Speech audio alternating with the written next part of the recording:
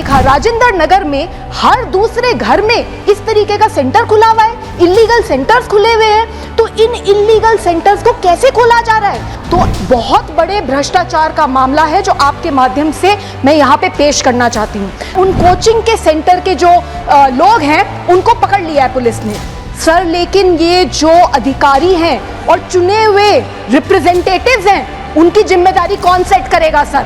दिल्ली सरकार का फर्ज बनता है कि 1-1 करोड़ का कॉम्पनसेशन एक एक बच्चे को मिलना ही चाहिए। सुश्री स्वाति मालीवाल।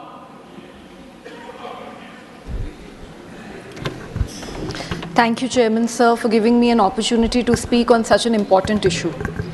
सर, पिछले 7 दिनों में दिल्ली देश की राजधानी में यूपीएससी की तैयारी करते हुए कई छात्रों की मौत हुई है। 4 छात्रों की मौत हुई है और मैं ये मानती हूँ कि ये मौत नहीं है, हत्या है। सर, हमने देखा किस तरीके से पटेल नगर में एक छात्र नीलेश राय नाम उसका था, वो लड़का अपने घर के बाहर खड़ा था और वहाँ पर पानी भर गया और इस कारण से जैसे ही उसने गेट पकड़ने की कोशिश करी उसका करंट लग के उसी वक्त मौत हो गई। 2 दिन पहले राजेंद्र नगर में बुरी तरीके से 3 बच्चे डूब के मर गए।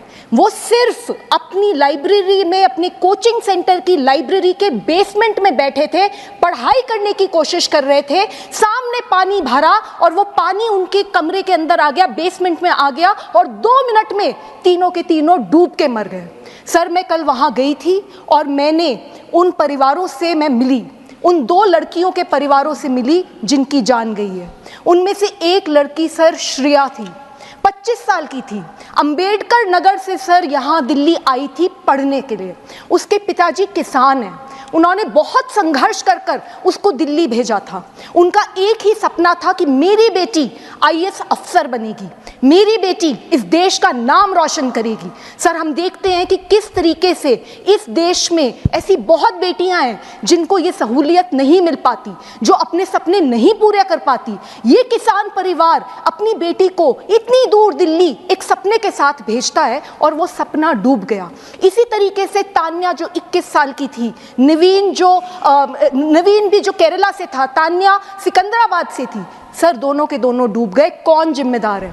सर, आज दिल्ली देश की राजधानी में पूरे देश से अलग अलग कोनों से गरीब परिवारों से सर लोग आते हैं, बच्चे आते हैं यहाँ पर आईएएस ऑफिसर बनने का सपना देखकर। सर, वो सिर्फ अपने लिए नहीं आते, वो एक ऐसा सपना लेकर आते हैं कि हम इस देश की गवर्नेंस में बदलाव लाएंगे, हम भ्रष्टाचार खत्म करेंगे, हम अपने गांव का, हम अपने शहर की स्थिति सुधारेंगे। और सर, इन बच्चों के साथ ऐसा होता है, किसी की कोई जवाबदेही नहीं है। सर, हम ये देखते हैं, मैंने कल जाके देखा राजेंद्र नगर में हर दूसरे घर में इस तरीके का सेंटर खुला हुआ है, इलीगल सेंटर्स खुले हुए हैं। तो इन इलीगल सेंटर्स को कैसे खोला जा रहा है? आप देखिए, अगर कोई भी अपना दिल्ली में कोई घर बनाता है, अगर घर में थोड़ा सा भी कंस्ट्रक्शन ज्यादा हो जाता है, तुरंत एमसीडी वाले आ जाते हैं, तुरंत वहां पे वो हल्ला करते हैं और इतना बड़ा इलीगल सेंटर पे सेंटर बने जा रहे हैं और किसी को पता ही नहीं चला। तो बहुत बड़े भ्रष्टाचार का मामला है जो आपके माध्यम से मैं यहाँ पे पेश करना चाहती हूँ। सर, हमें ये भी देखने को मिलता है कि थोड़ी सी बारिश होती नहीं और दिल्ली में कई इलाकों में ऐसा हाल हो जाता है कि नाव लेकर निकलना पड़ जाए लोगों को। तो ड्रेनेज सिस्टम को कौन साफ करेगा? क्या दिल्ली सरकार और एमसीडी की कोई जिम्मेदारी नहीं है? सर, मैं ये आपके माध्यम से सर मैं 3 डिमांड रखना चाहती हूँ। सर, सबसे पहले ये जो एफआईआर हुई है, इस एफआईआर में उन कोचिंग के सेंटर के जो लोग हैं उनको पकड़ लिया है पुलिस ने सर, लेकिन ये जो अधिकारी हैं और चुने हुए रिप्रेजेंटेटिव्स हैं उनकी जिम्मेदारी कौन सेट करेगा सर? सर, आप देखिए, वहां पे मुझे बताया गया, बच्चों ने मुझे बताया कि किस तरीके से उन्होंने कंप्लेंट्स लिखी थी, पार्षद को लिखी थी, एमएलए को लिखी थी और कोई एक्शन नहीं हुआ। तो जो एफआईआर हुई है उसमें पूरी तरीके से जांच होनी चाहिए और ये जितने भी अधिकारी हैं इन सब के ऊपर सख्त से सख्त कार्रवाई होनी चाहिए। एक ऐसा मैसेज देना चाहिए कि आगे किसी की हिम्मत ना हो इस तरीके का लापरवाही या भ्रष्टाचार करने की। सर, दूसरी बात, सर, ऐसे मौकों पर कोई क्या ही मुआवजा देगा? एक परिवार जिसने अपनी बेटी खो दी, जिसने अपना बेटा खो दिया, सर उसके लिए तो सब कुछ खत्म हो गया। मैं कुछ भी कह दूं, हम सब मिलके कुछ भी संवेदना प्रकट कर दें, हम उनका कोई भी खामियाजा नहीं कर सकते, हम उनकी संवेदना प्रकट ही नहीं कर सकते सर, वो इतनी पीड़ा में है।